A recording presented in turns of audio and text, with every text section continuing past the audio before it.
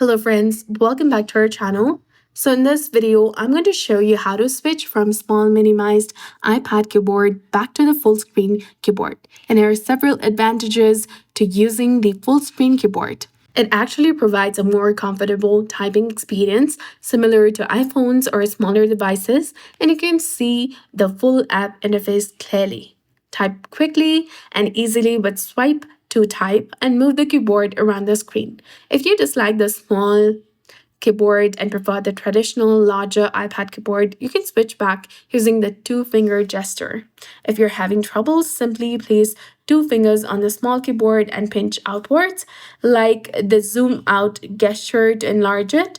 And to return to the small keyboard, pinch inwards with the two fingers like a zoom in gesture. You can also use swipe to type on the full screen keyboard, and additionally, you can move the keyboard around the screen using the bar at the bottom. This is pretty easy and interesting. This is pretty easy and interesting iPad feature. And if it's not working, I recommend restarting your iPad. And to do this, you can press and hold the power button until the shutdown option appears, or go to the settings and general and then go ahead, tap on shut down and swipe to turn off your iPad. So I hope this video was helpful. If it was, go ahead and like and subscribe to our channel. Thanks for watching.